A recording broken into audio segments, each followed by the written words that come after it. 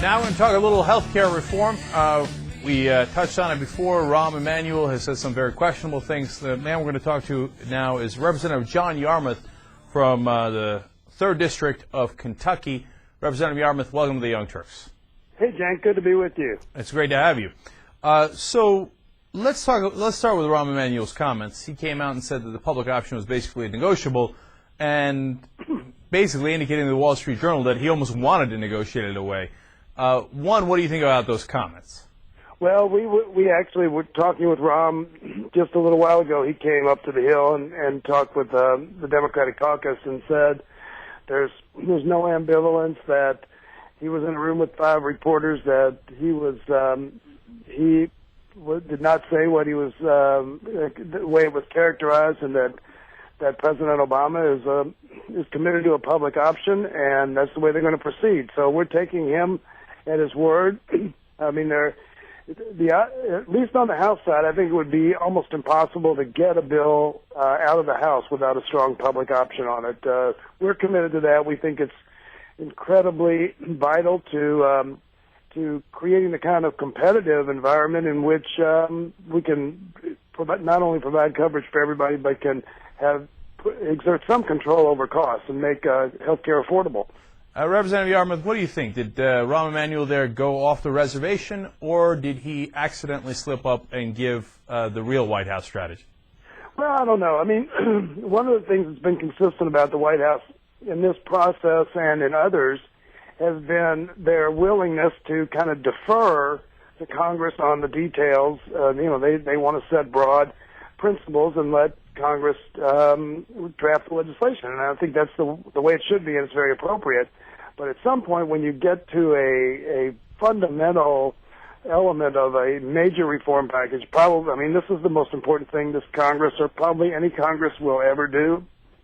You really can't leave room for doubt. I mean, if Barack is not very, very strong on this, enforceable, and make sure that not just the House members, but also the leadership of the Senate understand that he feels this is vital, then the special interests will work their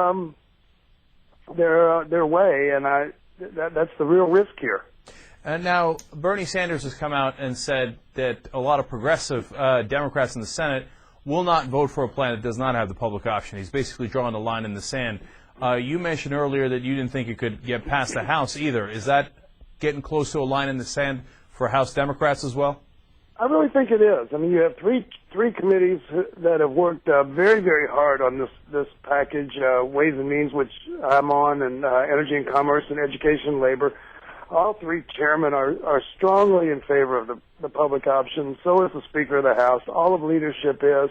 The Progressive Caucus, with about 80 members, said tonight at our caucus meeting that they would not support, because they want to support a single payer option. So they say they won't vote for anything unless there's a robust public option, as they put it. And even the Blue Dogs, who were represented tonight, said they want to make sure that the public option is such that everybody's on a level playing field, but they did not express opposition to a public option. So I think it's virtually impossible for anything to come out of the House without one. And again, you probably had this repeated many, many times on your show, but I say it all the time. The alternative to a public option is trusting the insurance companies to fix the system, and that is something that I don't think anybody in this country is willing to do. There are 2 schools of thought here. One is health care bill is so important that you should get one no matter what. And you got to strike a deal at some point. If it means a deal without a public option, so be it. And that if you draw a line in the sand and say, hey, you know what, we're not going to have one without a public option, that you might not have one, period, and that's too dangerous a game to play. The other school of thought is, hey, if you don't have the public option, then you didn't really reform the system. You gave people half a loaf, and that might be worse than no loaf at all, because then you're going to have higher bills anyway and higher taxes because of universal coverage, and then people are going to get disenchanted. Which of those schools of thought are you more inclined towards? Well, I mean, I think you've painted the scenario extremely well on the options. if we don't have a public option and we do move toward universal coverage, all you're doing is throwing billions and billions of worth of new customers into the private sector, where the insurance companies can continue to do everything that they've done.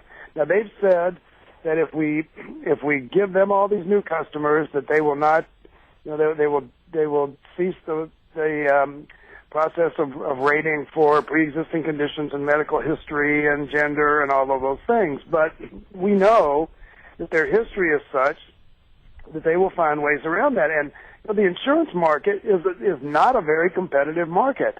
There are like 25 states where one insurance company controls more than half the business in that state. In my state of Kentucky, WellPoint has 59% of all the private insurance in the state. So that's not a very competitive environment, and the insurance industry is the only one, other than Major League Baseball, that's exempt from the antitrust laws.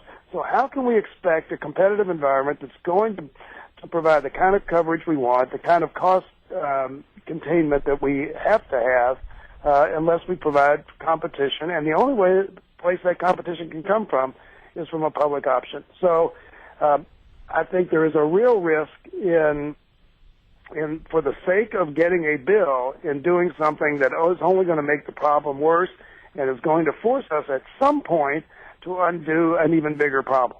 Do you think that the Democrats played the politics of this a little wrong by starting out with the public option, which in fact was actually a compromise already away from single-payer health care? Yeah, I've said this many times, Jake. You're right on point. I think we made a mistake, and I'm a co-sponsor of HR 676, by the way. And I think that no matter what we do now, eventually we're going to end up in a single-payer system. But I think you're right. By taking it off the table, we made this proposal, which is really a hybrid system, look like the extreme liberal position, and the status quo as being kind of a reasonable alternative in some people's minds, but not most people's minds, because the polls show overwhelming support, 70% or higher, for a public option. But I think if we had left the single payer out on the table, let that be debated, then this would have been, what we're looking at now, would have been a very, very attractive compromise for virtually everyone. We're talking to Representative John Yarmuth from the 3rd District of Kentucky. Representative Yarmuth, finally, are you worried that if the Obama administration compromises on this, again, away from public option and into a system like the trigger that won't work, in your opinion, that it is an indication that they will compromise over and over again on critical issues, and that we've got a rough 4 years ahead in terms of compromise, too many compromises with the right wing in this country? Well, I would say that is a fear of mine, although it's kind of hard to put this debate in that context, because this is the single most important issue we will ever have to deal with. So I think if you compromise on the most important thing you will ever have to deal with, and there are going to be compromises made in all sorts of areas as we work through this bill, and how we pay for it and the coverage set up and so forth.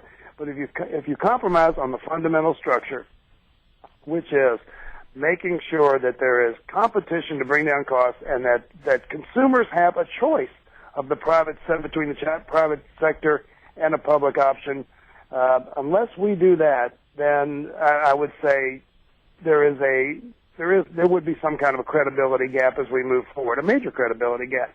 But again, this is the Super Bowl of legislation. I mean, this is Wimbledon. This is the U.S. Open if you're in a golf context, or the Masters. This is the most important thing we'll do. So the stakes are extremely high, and compromise has its place, but not here when you're dealing with something that affects every one of the American people and affects the future of our economy, the future of our treasury.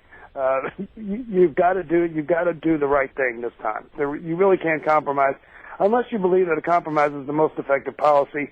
The American people don't feel that way. The president doesn't feel that way, and I don't think leadership in Congress feels that way. Congressman Yarmuth from Kentucky, very clear on the issue. Thank you so much for joining us on the Young Turks.